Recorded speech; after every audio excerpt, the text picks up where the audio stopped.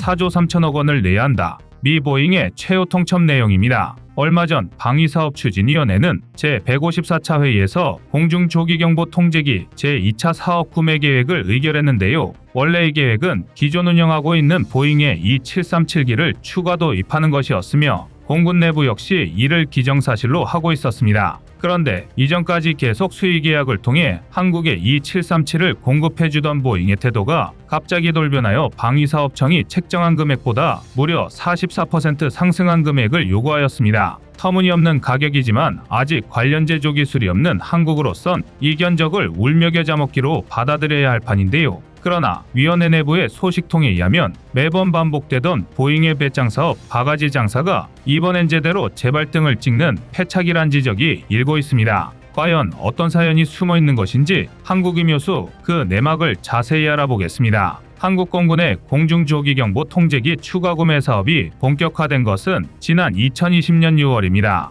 맨 처음 공군은 공중조기경보 통제기를 2대씩 구입하는 것보다는 4대를 한꺼번에 구입하는 것이 도입 예산이나 수요 면에서도 효율적이며 타당하다고 판단하여 보잉에 조건을 제시했는데요. 그러나 돌아온 보잉이 답변은 너무 황당했습니다. 공중조기경보 통제기 AWACS E737 4대의 가격으로 무려 4조 3천억 원을 제시한 것인데요. 이는 만재배 수량 600톤에 승조원 300명에 육박하는 세종대왕급 이지스함 4척을 건조하고도 남는 금액이며 KF-21 보람의 개발 비용의 절반에 이를 정도로 엄청난 금액이었습니다. 더구나 2020년부터 21년, 22년까지 매년 추경마다 삭감되고 있는 국방 예산을 감안하면 우리 군 당국에 큰 부담이 되고 있는데요. 마음 같아선 보잉을 손절하고 다른 업체의 공중조기경보 통제기를 도입하거나 자체 개발이라도 하고 싶지만 보잉이 이런 배짱 장사를 할 수 있는 데에는 다 이유가 있습니다. 무엇보다 E737의 성능이 매우 뛰어나기 때문입니다.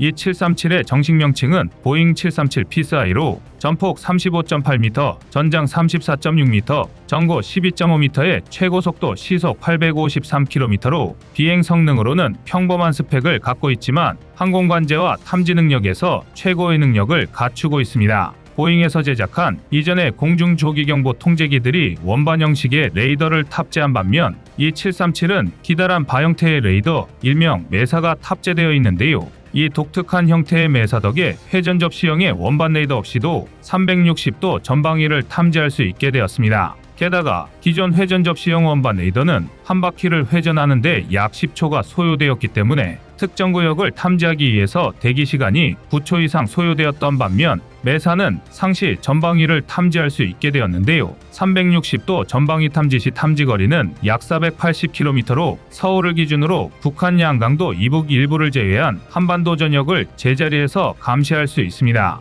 또한 탐지 범위를 30도로 제한하고 전파를 집중 조사하면 탐지 거리가 740km까지 늘어나는데요. 이 정도면 한반도 전역은 물론이고 중국 산둥반도의 북부 전국, 일본 제2도시 오사카나 나고야까지도 탐지할 수 있습니다. 그리고 무엇보다 이 과정에서 한 번에 3,000개 목표물을 동시에 탐지할 수 있는데요. 단순한 계산으로 중국이 보유한 전술기의 총량이 약 1645대이니 이 737 단 한 대로 중국이 보유한 모든 전술기를 포착할 수 있는 셈입니다. 따라서 대부분 군사 전문가들은 최고의 공중조기경보 통제기로 이 737을 꼽는 것을 주저하지 않는데요. 더구나 항속거리가 6,500km에 달해 최대 8시간 이상 비행할 수 있어서 사실상 빈틈없는 탐지 성능을 자랑합니다. 확실히 성능만큼은 대체 불가능한 수준이 맞는데요. 그러나 이 737을 대체제가 없는 극강의 무기라고 부르기엔 어딘지 아쉽습니다. 바로 한국방사청의 고민도 여기에서 출발하고 있는데요.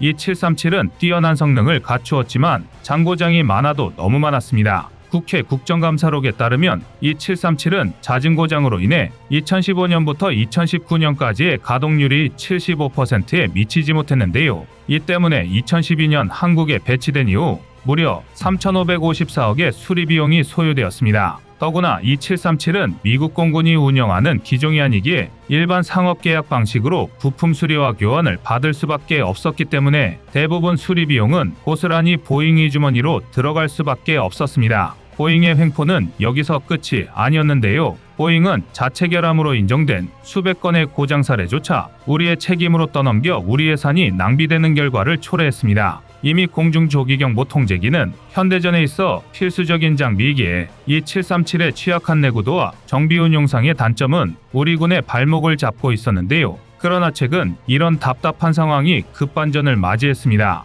과거 스웨덴의 사브는 글로벌아이라는 공중조기경보 통제기로 사업에 참여하려 했으나 레이더의 탐색거리가 한국군의 요구를 만족시키지 못해 채택되지 못한 전례를 갖고 있었습니다. 그런데 이번 세미나에서 그 해결안을 제시하며 다시 한번 한국 시장을 공략하고자 한 것인데요. 심지어 이번에는 오직 대한민국만을 위한 맞춤형 공중조기경보 통제기 카드를 꺼내들었습니다. 사실 글로벌아이는 앞서 말씀드린 대로 탐지거리가 짧다는 단점을 갖고 있지만 육해공 전 영역의 목표물을 탐지할 수 있는 기기입니다. 심지어 사브의 주장대로라면 글로벌아이의 다용도 해상 감시 레이더 시스프레이 7500는 잠수함 위로 튀어나온 잔망경까지 탐지할 수 있을 만큼 정확도가 높은데요. 이미 이 737 4대를 운용하고 있는 상황에서 글로벌아이 4대를 서포트 개념으로 운용한다면 탐지거리 부족함을 만회하기에 충분합니다. 더구나 사버 측이 제시한 글로벌아이 4대의 도입 비용은 약 2조 5천억 원으로 이 737의 절반 수준인데요.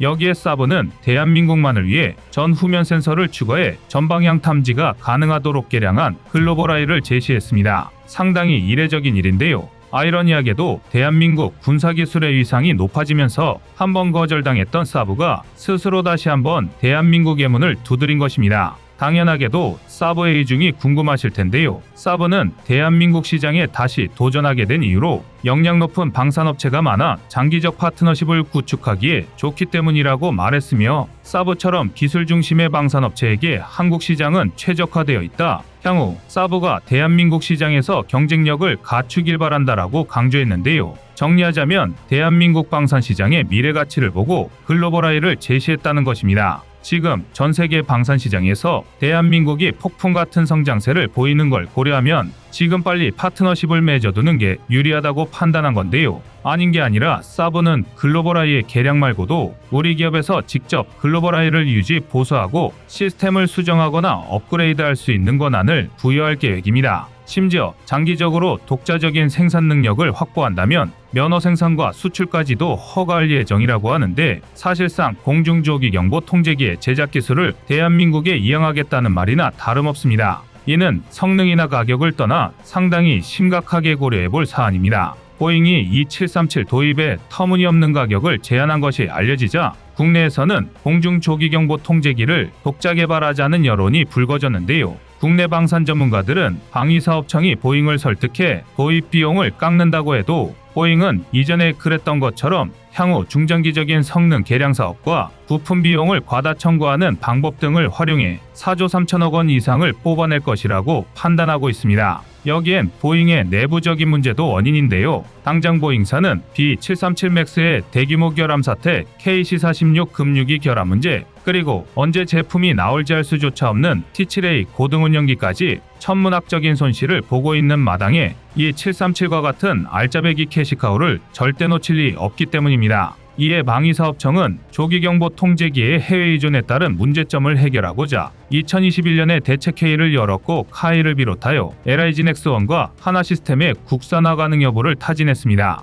당시 대책회의에 참석한 국내 업체들은 조기경보 통제기 이외에도 공군이 요구했던 아이스타 등의 개발 사업을 한데 묶어 진행하는 데 동의하였고 이미 비즈니스 항공기 개조 경험이 확보되었으니 LIG 넥스원이 장거리 조기경보용 레이더를 개발하고 KF-21 전투기를 통해 축적된 에이사 레이더 기술을 접목하자고 주장했는데요. 그러나 상황이 그리 만만하지만은 않았습니다. 국방과학연구소의 검토에 따르면 레이더 개발에 12년, 항공기 플랫폼 개발에 약 10년이 소요될 것으로 판단되었는데요. 사업의 불확실성을 감안하면 너무 오랜 시간을 필요로 했습니다. 그나마 외국 기업과의 기술 협력으로 레이더를 개발하고 보잉이나 에어버스에서 민항기를 들여와 개조하는 방법도 있지만 이마저도 최소 7년이 필요하며 비용도 약 3조 5천억 원 이상 소요될 것으로 추정되었습니다. 따라서 현재 조기경보 통제기의 국산화 사업은 동결된 상태고 미공군을 포함하여 스웨덴의 사브와 미국의 L3 해리스사는 한국공군과 방위사업청에 흥미진진한 교역안을 제시하고 있는 것입니다.